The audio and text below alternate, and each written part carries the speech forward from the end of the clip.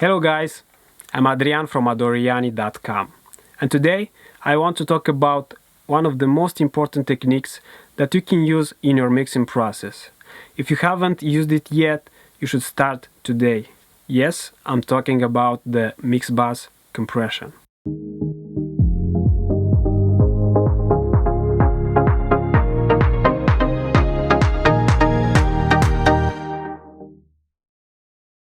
There are some laws and myths on the internet about the mix bus compression that make you think sometimes about it like about some magical voodoo. Only the chosen ones can do it. Well, you may be right. You see, it takes a little time to understand the mix bus compression. But in the same time, if you're using some of the basic settings I'm going to show you today, you will achieve better results in no time, starting today. So, what is mix bus compression? Basically, the mix bus track is the output of your entire mix. All your 10, 20 plus tracks in your mix come together to the mix bus, which in our case is a stereo track. Now, why should you use the mix bus compression?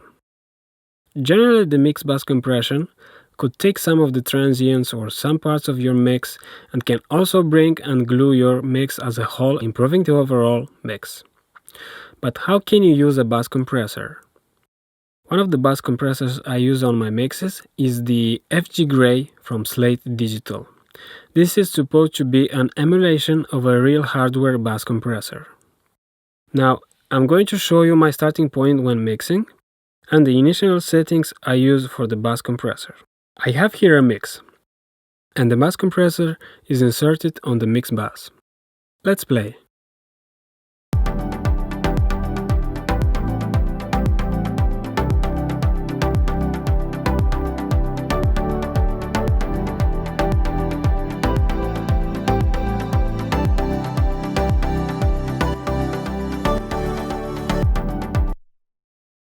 As you can see on the meter, there is no compression going on at the moment. So generally I use a medium attack, but I can change it depending on the material I'm working on. I start also with a ratio of 4:1. Then for setting the release, I play a bit with the threshold that controls the amount of the compression applied, by bringing it down to hear how the compressor is reacting to my mix. So let's listen.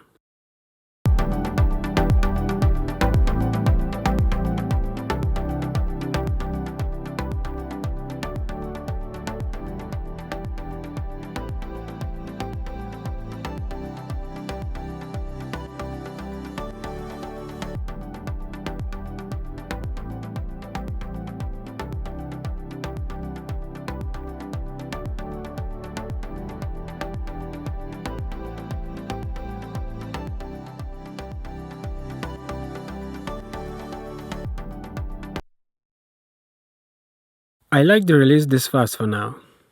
Then I'm bringing the threshold up until I have on the meter of the compressor no more or about 1 dB of gain reduction for now. So let's do it.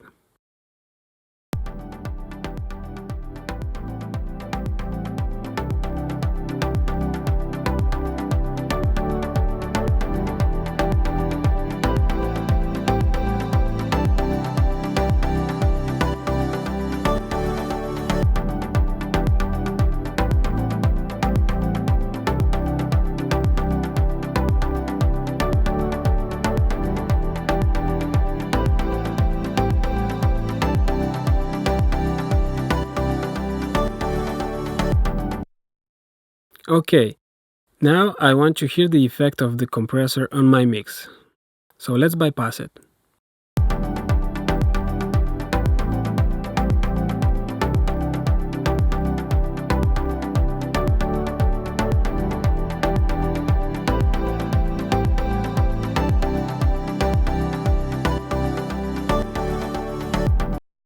It feels like the plugin adds some volume when active. So let's try to match the volumes for a better judgment.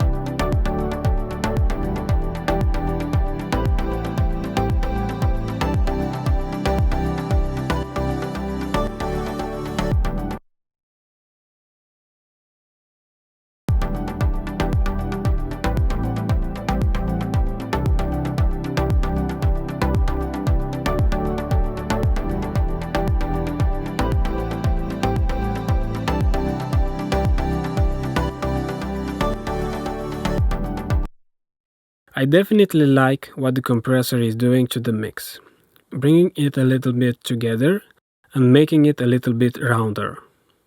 This is good for now. Later I may change one or more settings, but for now this is a really good start. Generally, I insert the mix bus compressor at the beginning or when I start mixing a session. And I'm always watching to hit the compressor no more than 1 dB. Sometimes I work with mixes that don't need mix bus compression at all. But if the use of the mix bus compression improves just a bit the mix I'm working on, I always use it. Little improvements here and there make a great mix. So this is my take on mix bus compression, guys.